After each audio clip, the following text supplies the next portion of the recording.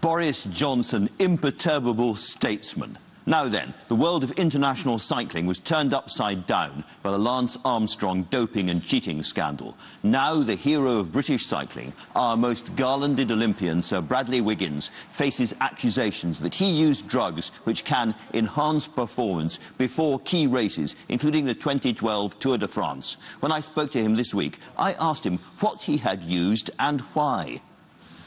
It was prescribed for allergies and respiratory problems. I've been a lifelong sufferer of asthma, and I went to my team doctor at the time, and we in turn went to a specialist to see if there was anything else we could do to cure these problems. And he in turn said, "Yep, there's something you can do, but you're going to need authorization from your cycling's governing body." You have to ask for permission to take it. You have to show and provide evidence from a specialist that they will then scrutinise with 3 independent doctors and authorise you to take this product. And at that point then, once I have a certificate from the World Anti-Doping Agency and the sports governing body, only then do you take the medication.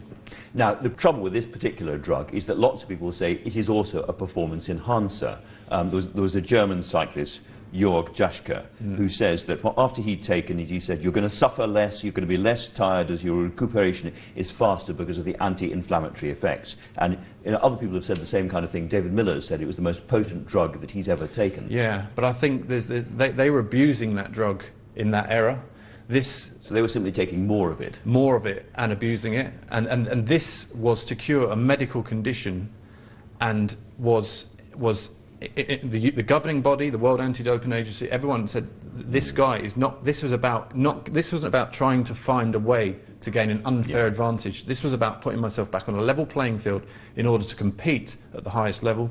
Now, use it 3 times. The first couple of times from your medical records you were clearly unwell, but the third time, before that 2012 Tour de France, you were doing incredibly well. You were caning them all at the early stages. You were the favourite to win. There seemed to be no medical problem, and yet you took it again. Why? Yeah, I really struggle in that period. June, July is the worst period for that. April, June, July, right through those months, and I was having problems. And you know, when you win the race 3 weeks out from the Tour de France, as I did with the Dauphiné Libéré, you know, you're the favourite for the Tour de France. The team at Team Sky, you know, we've got the medical team there, everyone, the coaches checking everything, saying, look, Brad, you're on track here, you're the favourite to win this race now. We need to make sure the next 3 weeks, is there anything we can help with at the moment? Well, I'm still struggling with this breathing last week. I know it didn't look like it, but you know, really, is there anything else I can do just to make sure that this doesn't become an issue into a 3-week race at the height of the season? And in turn, I take that medical advice. And now, we should emphasise that nobody is suggesting that you have done anything illegal at all. But David Walsh, who was the journalist who exposed Lance Armstrong and was invited in by Team Sky for quite a few weeks to watch you all and has been involved with you, says that it's not illegal, but it looks bad. Do you understand why he says that? I can understand that it's still an open wound in our sport. And as I've said, this particular drug was abused back in that era.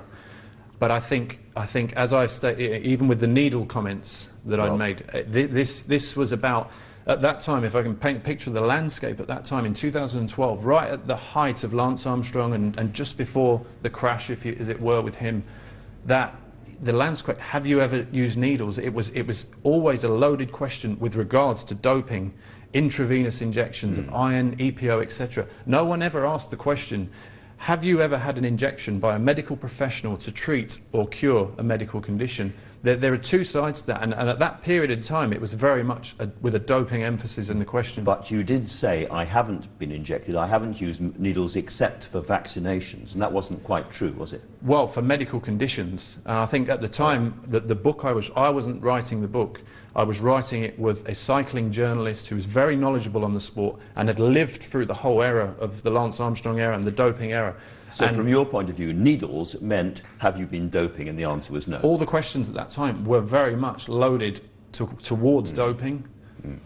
Now, At the time that Team Sky was promoting its latest achievements, people were pointing to the vest you all wear with the blue stripe down it, and somebody said that blue stripe represents the difference between doping and doing something illegal, and we absolutely push up against the limits of what is allowable. We are really professional, we're really tough, we do everything we can to win, but we never ever cross that line. Do you accept that in this you have been absolutely up against the line? I'm not saying you've crossed it, but you have been nudging against it. We have rules and legislations in our sport, and we are governed by our cycling's governing body and WADA, the World Anti-Doping Agency.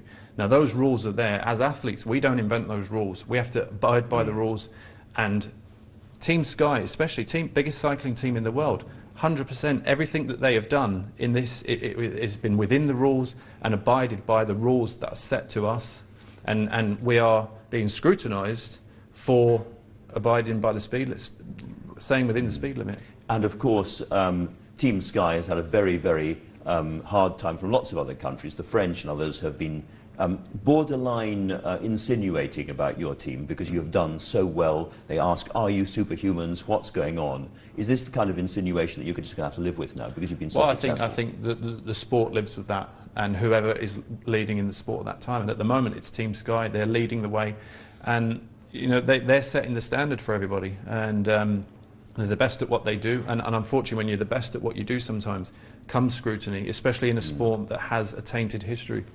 All right, you are, apart from being a great hero of the cycling world, you're interested in politics, you've always been a Labour supporter, you invited Jeremy Corbyn to help when you were editing a programme and so on. And I'm just wondering, there's a guy who's a keen cyclist, could do with a bit of help. Are you interested in helping him in some way? I don't think he needs it, to be honest. I've met Jeremy, lovely fella. I don't agree with everything that he's for. You know, I think the world is changing at a fast pace. But one thing I will say, you know, having been my family historically Labour, my wife's family all historically Labour, I think Theresa's done a fantastic job in stabilising the country in the short term after the whole debacle in the summer. Sir Bradley Wiggins, thank you very much indeed. Thank you very much.